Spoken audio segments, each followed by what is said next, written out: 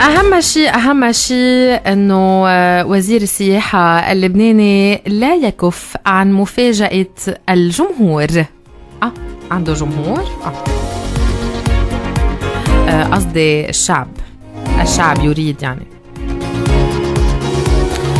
فمن بين الهاشتاجز الترندينج على تويتر عيب يا وزير السياحة اللبناني.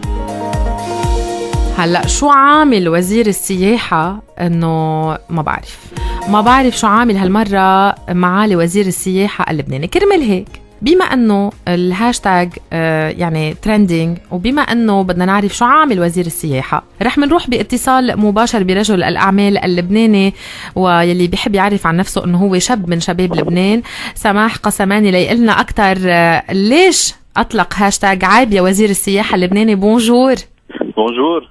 يعطيك العافية سماح. الله يعطيك العافية. شو قصة عيب يا وزير السياحة اللبناني؟ شو في خير؟ في شيء؟ أول شيء اخد لك شيء، عطيه شيء كرمال بس الناس تفهم الموضوع مزبوط.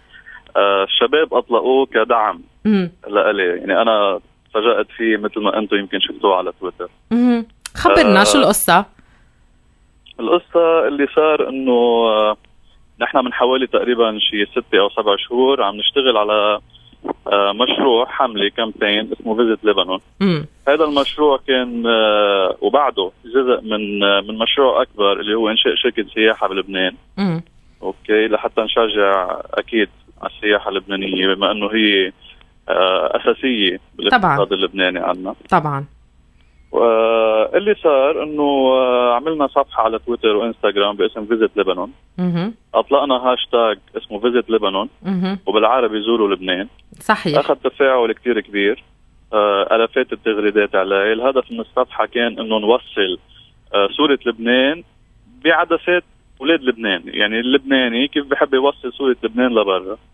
كان في تفاعل كتير كبير عليه، وبقي الهاشتاج اكتف وبعده اكتف لهلا، وناس بتغرد علي بشكل يومي. اللي صار انه بعد من حوالي تقريبا شي 3 ايام حدا بيبعت لي تويت عن وزير السياحة اللبناني.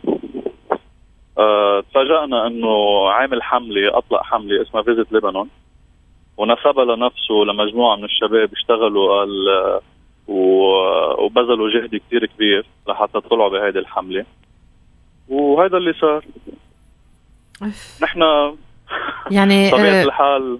تفضل. ما بعرف انه حدا حكيك انه قال لك شيء بليز رح ناخد هالشعار نستعمله؟ لا، انا لو حدا حكاني يعني كانت كتير بسيطة ادبيا.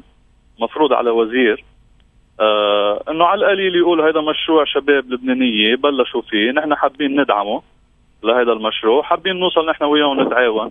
طبيعة الحال كان لقى تعاون منا ومن كل الناس اللي بتغرد على الصفحة وعلى الهاشتاج أكثر ما بيقدر يتخيل. يعني كنا قدرنا مع بعضنا وصلنا لنتيجة، لأنه هذا الهدف تبعنا كان بالأساس. وأنا جربت أتواصل مع مستشار وزير السياحة من زمان بلا رد. نعم. أوكي، على نفس المشروع لحتى نقدر ناخد منهم دعم من الوزارة، دعم معنوي كان بدنا نحن، أكيد مش دعم مادي. نتشارك نحن وياهم بهذا المشروع. للأسف ما وصلنا نتيجة وما ردوا علينا. طيب وهلا ادبيا كنا نحن بيوصلنا حقنا كان، وممكن نساعده لو انه بس طلب او اعلن انه هذا المشروع شباب قايمين فيه ونحن بدنا نكمله كوزاره. يعني نحن كوزاره بدنا نكمل مشروع قاموا فيه مجموعه من الشباب. يعني هو لما اقول كلمه عاطله رح بقول هو اقتبس بدون ما يقتبس الشعار 100%. انه ما بدها شيء. اذا عجبك هذا الشعار، عجبتك هذه الصفحة او هالحملة كلها سوا مقدمة ونحن كلنا بندعمها، ولا واحد من الشباب اللي عم بيتعبوا على هذه الصفحة كان اكيد رح يكون عنده مانع، لأن نحن هدفنا تنشيط السياحة بلبنان. صح. اللي هيدي نحن اساسية باقتصادنا، ومع الاسف نحن محرومين منها بسبب الاسباب الامنية من سنين. صحيح. فنحن حسينا انه هلا نحن صار بلدنا مستقر، فجربنا انه نقدر نفكر نعمل شيء عن جد. نتفاجأ انه في اقتباس للموضوع. يعني انا الصراحة منا قصة شخصية، انا ما عم طالب انا بحقي كشخص. انا هيدي الصفحة كل واحد عمل عليها بوست، كل واحد شجعها، وكل واحد في ناس ما بتقدري يعني تتصوري، في ناس صارت تروح تبرم بلبنان على محلات تصورها حتى تنزلها على الصفحة. يعني تخيل لحد وين كان التفاعل.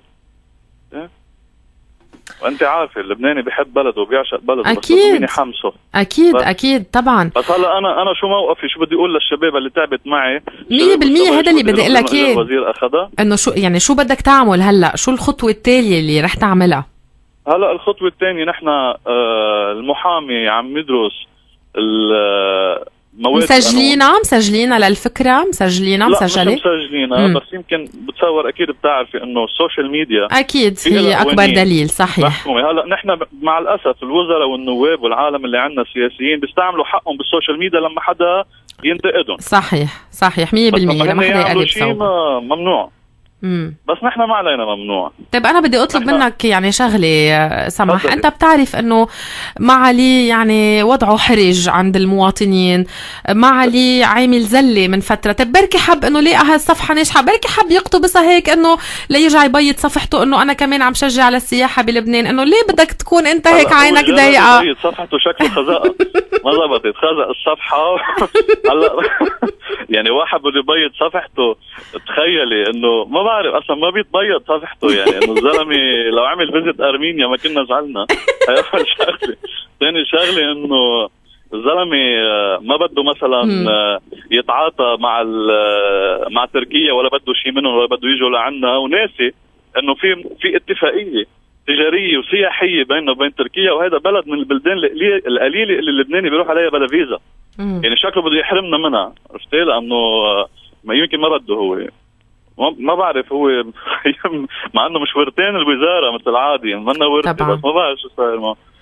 يعني ما بعرف شو بدي اقول لك. يعني ان شاء الله توصلوا بالقانون لحل انه يكون على القليله يعطيكم حقكم بالملكيه الفكريه. ونحن اكيد رح منتابع معك كل تطورات هالقضيه بس يكون فيها اي شيء جديد. بدنا نقول لك ثانك يو لانه نحن عم نحكيك من وانت موجود برات لبنان، انت بدبي، فخلينا نقول لك شكرا لانك اعطيتنا من وقتك للتوضيح، لانه هي الهاشتاج ترندينج وترندينج بقوه وبعدها لهلا عم تتفاعل يعني، وحتى الردود عليها كتير قويه. يعني الاتهامات اللي عم يتم اتهام وزير السياحة اللبناني فيها ما في ولا سلبية، كلها معنا. صح 100%. يعني ما في ولا اي تغريدة، وما في اي، المؤسف انه ما في مثلا بيان توضيحي من الوزارة انه عفوا صار التباس، مع انه يعني صعب يكون في التباس هالقد قوي. الوزير ما عنده صفحة على تويتر، المستشارين اللي اخذوا الفكرة وعطوه هي ممكن لازم يكونوا عم يشوفوا شو عم بيصير. بس صحيح في بلدنا ما تعودنا على المحاسبة مع الأسف. للأسف على أمل إنه بهالقضية يكون في محاسبة. شكرتيني، أنا بدي أشكرك وأشكر جرسكوب ثانك يو لك الموضوع، وبدي أشكر كل الناس اللي قدمت لي الدعم، لأنه أنا امبارح بصراحة وصلني حقي وأكثر من حقي وأكثر ما بستاهل، لأنه الناس خجلتني بكلامها وبتأييدها ومواقفها، خجلوني صراحة، وأنا بعتبر إني أخذت أكثر من حقي. باقي حق الناس اللي شاركت بهيدي الصفحة رح ناخده بالقانون. بدنا نقول لك شكرا لك، واكيد نحن رح منتابع معك اي تطورات بهالموضوع وهالقضيه، ويعطيك الف عافيه من جديد، وخليك دايما عم بتشجع على السياحه بلبنان لو صار هيك، لانه بالنتيجه هيدا بلدنا ووطننا، والسياحه بنعرف انه هي القطاع العصب يلي قايم عليه للاسف لبنان. ما عنا لا صناعه نقدر نشوف حالنا فيها، مع انه في افكار ومشاريع كتيره بس بتاخد سنين وسنين. فشكرا لك وشكرا لهالمبادره الحلوه، وعلى امل انه تقدر توصل لحل قانوني بيرضيك لك شخصيا وبيرضي كل الشباب يلي حتى تعبوا معك على هذا المشروع. اهلا وسهلا فيك عبر جرسكوب. كلك ذوق، ماشي لك. اهلا وسهلا.